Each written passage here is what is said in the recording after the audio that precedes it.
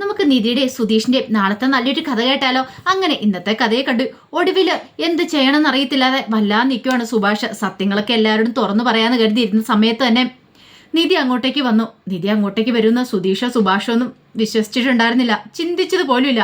വരത്തില്ല എന്ന് ഓർത്തു. ഇനി സത്യങ്ങളൊക്കെ പറഞ്ഞ് എല്ലാവർക്കും ഫുഡും കൊടുത്ത് എല്ലാവരും മടക്കി അയക്കാന്ന് വിചാരിച്ചിരിക്കുന്ന സമയത്ത് നിധി അങ്ങോട്ടേക്ക് വരുന്നേ.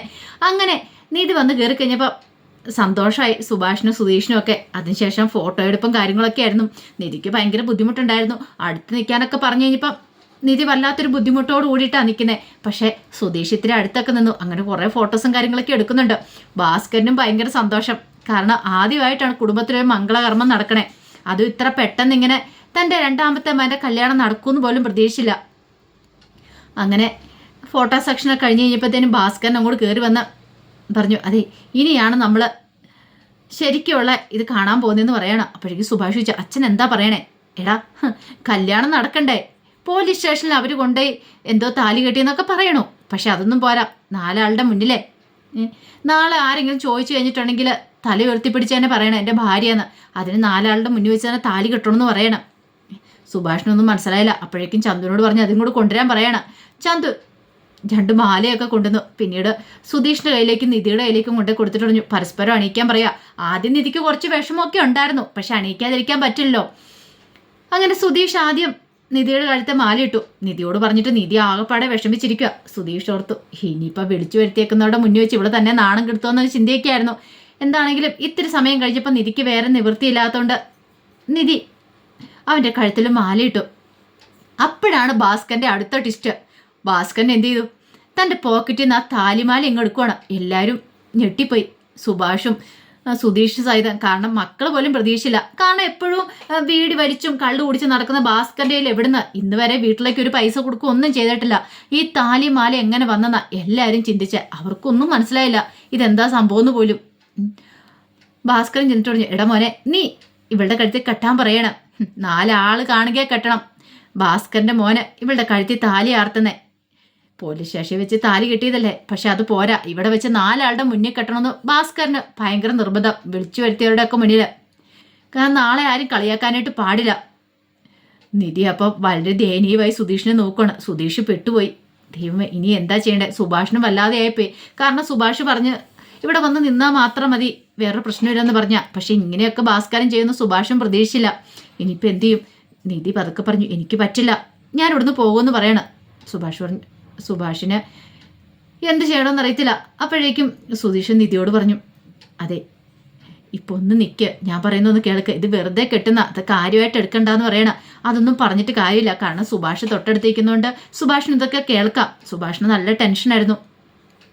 സുധീഷ് പറഞ്ഞു, ഒരു തവണയും കൂടി ഇത് അഴിച്ചു മാറ്റിക്കോ, പ്രശ്നമില്ല. ഭാസ്കരൻ പറഞ്ഞു, എടാ കെട്ടിമേളം ഉറ, ഇത് കെട്ടട്ടെ എന്ന് പറയണ. അങ്ങനെ ഒടുവില് കെട്ടിമേളം ഒക്കെ ഇട്ടു. അതിഗംഭീരമായിട്ട് തന്നെ വീണ്ടും നിധിയുടെ കഴുത്തി സുധീഷ് താലിയാർത്തി. അപ്പോഴാണ് ഭാസ്കരൻ്റെ ഒരു സമാധാനമൊക്കെ ആയത്. ഈ സമയം നിധി ആകെപ്പാടെ വിഷമിച്ച് നിൽക്കുക.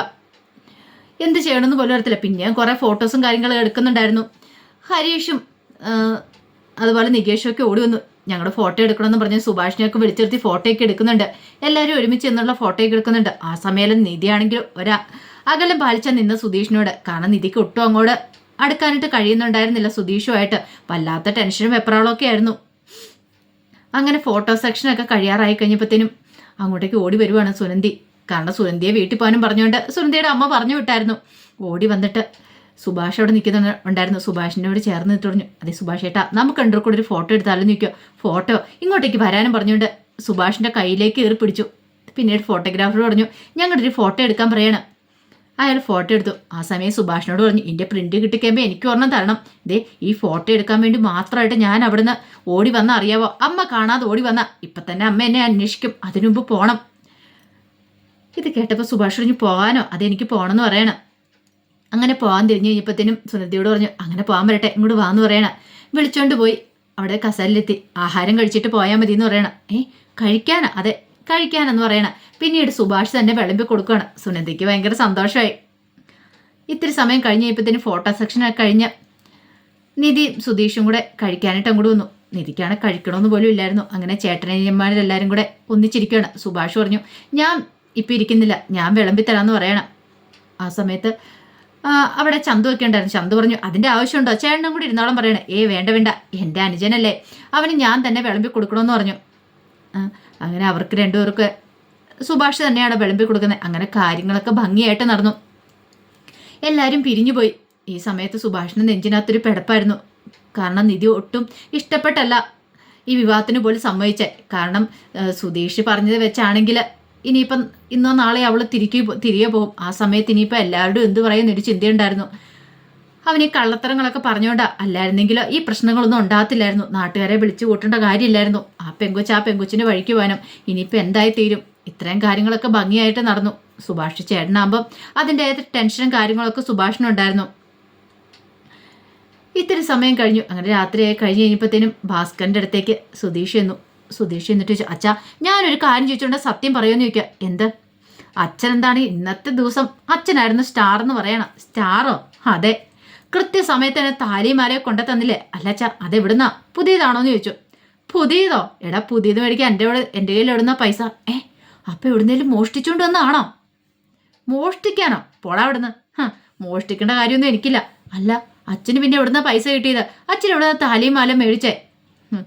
അത് കേട്ട് കഴിഞ്ഞപ്പോഴത്തേനും ഭാസ്കരൻ പറഞ്ഞു, അതോ, അത് ഞാൻ സൂക്ഷിച്ചു വെച്ചിരുന്നാടാ. സൂക്ഷിച്ചു വെക്കാനോ? എടാ, നിന്റെ അമ്മയുടെയാന്ന് പറയണം. അമ്മയുടെയാ?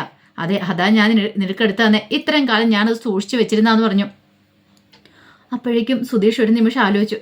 അതെ, അമ്മയുടെ കാര്യം നോക്കിയിട്ട് എനിക്ക് തോന്നേ അവൾ എൻ്റെ കൂടെ നിൽക്കുമോ അതോ ഇനിയിപ്പോൾ അവൾ പോകുമെന്ന് ചോദിക്കുകയാണ്. അത് കേട്ടതും നല്ല ദേഷ്യം വന്നു ഭാസ്കരൻ പറഞ്ഞൊരു കാര്യം ഞാൻ പറഞ്ഞേക്കാം.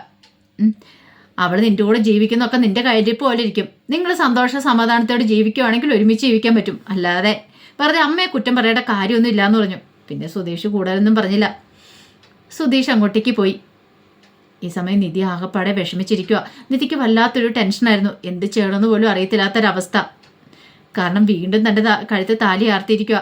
തനിക്ക് ഇവിടുന്ന് പോയേ മതിയാവുള്ളൂ. ഇനിയിപ്പോൾ അതൊന്നും ഇവരോട് പറഞ്ഞിട്ട് കാര്യമില്ല. നാളെ തന്നെ ഇവിടുന്ന് പോകാൻ തന്നെ തീരുമാനിക്കുകയാണ്. അങ്ങനെ മുറിയിൽ ആകെപ്പാടെ അസ്വസ്ഥപ്പെട്ടിരിക്കുകയാണ്. എന്ത് ചെയ്യണമെന്ന് പോലും അറിയത്തില്ലാത്തൊരവസ്ഥയിൽ. അതേസമയം സുധീഷ് എന്ത് ചെയ്തു? തൻ്റെ അനുജന്മാരോടൊപ്പം കിടക്കാനായിട്ട് വന്നു. നികേഷോടും ചേട്ടൻ്റെ കല്യാണം കഴിഞ്ഞല്ലേ, ചേട്ടൻ എന്തിനാ ഇവിടെ വന്ന് കിടക്കുന്നേ? ചേട്ടൻ്റെ ഭാര്യയെ എടുത്തു പോയി കിടക്കാനൊക്കെ പറഞ്ഞു. അത് കേട്ടോണ്ടാണ് സുഭാഷ് വരുന്നത്. സുഭാഷ് പറഞ്ഞു, എടാ മര്യാദയ്ക്ക് അങ്ങ് നീങ്ങി കിടക്കുക, അവനിവിടെ കിടന്നോളൂ എന്ന് പറയണം. അതെന്തിനാ അങ്ങനെ?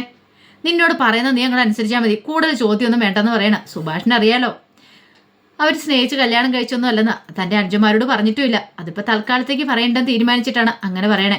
അപ്പോഴേക്കും സുധീഷോട് ഞാനിപ്പോൾ വരാമെന്ന് പറഞ്ഞിട്ട് നേരെ നിധിയുടെ മുറിയിലേക്ക് ചെല്ലുവാണ്. അപ്പം നിധിയുടെ അടുത്ത് പോയി ഒന്ന് താങ്ക്സ് പറയണം. അങ്ങനെയൊക്കെ വിചാരിച്ചങ്ങ് ചെല്ലുവാണ്. ആ സമയം നിധി ആകെപ്പാടെ വിഷമിച്ച് കട്ടിലിരിക്കുക.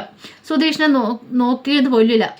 വല്ലാത്ത ടെൻഷനോടെ ഇരിക്കുകയാണ്. സുധീഷ് എന്നിട്ട് പറഞ്ഞു, ഒത്തിരി നന്ദിയുണ്ട്, ഞാൻ ഇത്രയും പ്രതീക്ഷിച്ചില്ല സ്റ്റേജിലേക്ക് കയറി വരുമെന്ന്. വന്നില്ലായിരുന്നെങ്കിൽ ഞാനും എൻ്റെ ചേട്ടനും എല്ലാവരും കുടുംബത്തിലുള്ള എല്ലാവരും നാണം കെട്ടാനും. നാട്ടുകാരുടെ മുന്നിൽ നാളെ തല ഉയർത്തി നടക്കാൻ പറ്റില്ലായിരുന്നു. നിധി അപ്പോഴൊന്നും മിണ്ടിയില്ല. എന്തെങ്കിലും ഒന്ന് പറ, കാരണം ഞാനും ചേട്ടനും ഒക്കെ എന്ത് ചെയ്യണമെന്ന് പോലും അറിയത്തില്ലാതിരിക്കുമായിരുന്നു. അതുകൊണ്ടാണ് ഞാൻ പറഞ്ഞ നന്ദിയുണ്ടെന്ന് പറഞ്ഞ്. അത് കേട്ടപ്പോൾ നിധി പറഞ്ഞു, അതൊക്കെ അവിടെ നിൽക്കട്ടെ, ഞാൻ ഒരിക്കലും പ്രതീക്ഷിച്ച കാര്യമല്ല വീണ്ടും ഇന്ന് നടന്നേ.